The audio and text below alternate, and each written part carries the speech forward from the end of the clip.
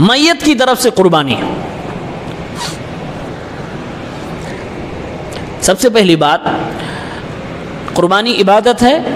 عبادت زندوں سے مطلوب ہے، مردوں سے مطلوب نہیں ہے.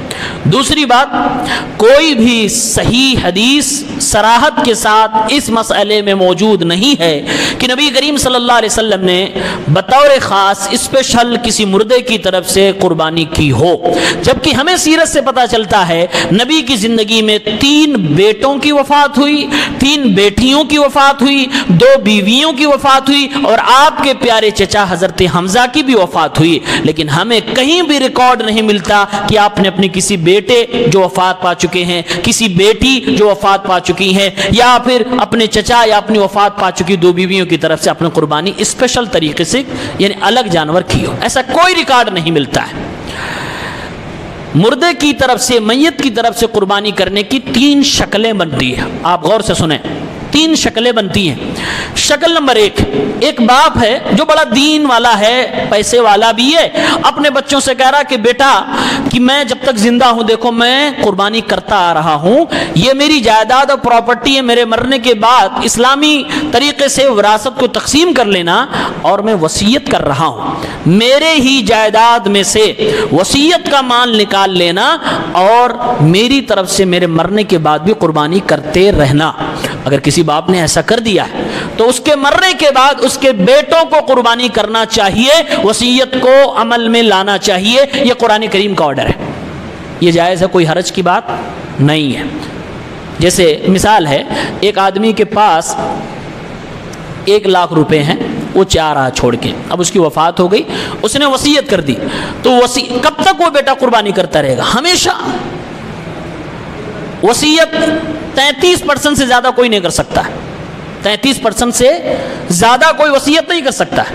وہ 33% کا مال جب تک باقی ہے تب تک وہ بیٹا اپنے باپ کی طرف سے قربانی کرتا رہے گا. وہ مال ختم ہو گیا، اب بیٹے کو آپشن ہے، چاہے تو کرے چاہے تو نہ کرے، اس کو کوئی گناہ نہیں ملے گا، لیکن کرنا چاہے تو کر سکتا کیونکہ باپ نے وصیت کی تھی. آج کل کوئی ایسا کرتا نہیں ہے، کوئی باپ وصیت نہیں کرتا کیونکہ خود کنجوس ہوتے ہیں، مرنے کے بعد خرچہ کروائیں گے. دوسری شکل یہ ہے، میت کی طرف سے خاص ایک جانور خرید کے لانا اور اس کو قربانی کرنا. یہ ہے اختلافی مسئلہ. اس میں علماء کی 2 رائے بن گئی. علماء کا ایک طبقہ کہتا ہے دیکھیے، کوئی آدمی اگر وفات پا چکا ہے تو اس کی طرف سے صدقہ کرنا جائز ہے. حدیث موجود ہے، صحیح حدیث موجود ہے کہ ایک شخص نے کہا کہ میری ماں کا انتقال ہو گیا، کہ میں ان کی طرف سے صدقہ کروں؟ ہمارے نبی نے کہا ہاں کر لو. تو صدقہ کا جائز ہے تو یہ بھی جائز ہے. ایک طبقہ یہ کہتا ہے، لیکن ایک شرط لگاتے ہیں کہ اس میں سے تم گوشت نہیں کھا سکتے، پورا گوشت تقسیم کر دینا. میرے خیال سے یہ والی شرط لوگ جان جائیں تو میت کی طرف سے کرنا چھوڑ دیں گے، جو کر رہے ہیں وہ بھی چھوڑ دیں گے، کیونکہ کھانا تو ضروری سمجھتے ہیں لوگ.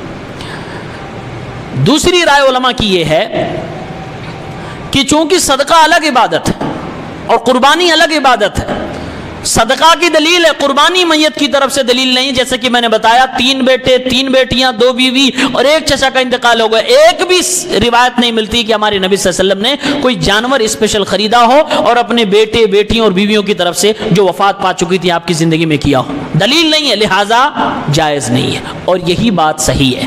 جو لوگ ایسا کرتے ہیں کہ 2 جانور خریدا، ایک اپنے اور پوری فیملی کی طرف سے کر دیا اور دوسرا اپنی مرحومہ ماں اور اپنے وفات پا چکے باپ یا کسی اور کی طرف سے کرنے لگے، دلیل کے اعتبار سے یہ عمل صحیح نہیں ہے، جائز نہیں ہے. تیسری شکل کیا ہے؟ تیسری شکل ہے کہ ہم 1 بکرا خرید کے لائے یا 2 بکرا یا 10 لے کے آئے، اور ہر بکرے میں ہم دعا کیا پڑھتے ہیں؟ یہ قربانی کر رہا ہوں اپنی طرف سے اور اپنے اہل و عیال کی طرف سے.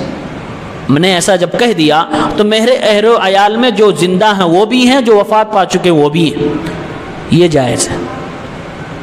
جو وفات پا چکے ہیں ان کو بھی میں نے نیت میں کر لیا کہ کہ یہ میں قربانی کر رہا ہوں جو زندہ ان کی طرف سے بھی اور جو ہمارے گھر والے چلے گئے باپ دادا انتقال کر گئے ان کی طرف سے بھی، تو یہ جائز ہے۔ کیوں جائز ہے؟ اس کے لیے دلیل ہے، دلیل وہی حدیث کہ ہمارے نبی صلی اللہ علیہ وسلم نے قربانی کرنے کے لیے جانور کو سامنے لٹایا اور آپ نے ذبح کیا، اور آپ دعا پڑھتے ہیں بسم اللہ اللہم تقبل من محمد و آل محمد و من امتی محمد، اور ایک روایت میں وَعَمَّن لَّمْ يُضَحِّ مِنْ أُمَّتِي، آپ صلی اللہ علیہ وسلم نے دعا پڑھی کہ میں اس کو ذبح کر رہا ہوں محمد یعنی اپنی طرف سے اور اپنے آل اولاد کی طرف سے اور اپنی امت کی طرف سے۔ امت میں اور آل اولاد میں وہ بھی ہیں جو زندہ تھے اور جو وفات پا چکے، یعنی حضرت فاطمہ بھی داخل ہیں، اور ان سے پہلے جو وفات پا چکی تھی وہ بیٹیاں بھی داخل ہیں، وہ بیٹے بھی اس میں داخل ہیں۔ لہٰذا علماء کرام کی اس تشریح کے مطابق اگر کوئی آدمی قربانی کر رہا ہے اور اس میں زندوں کے ساتھ مردوں کو بھی شریک کر لے رہا نیت میں، تو انشاءاللہ اس کو ثواب پہنچے گا۔ یہ جائز کہا جا سکتا ہے، یہ حلال ہے۔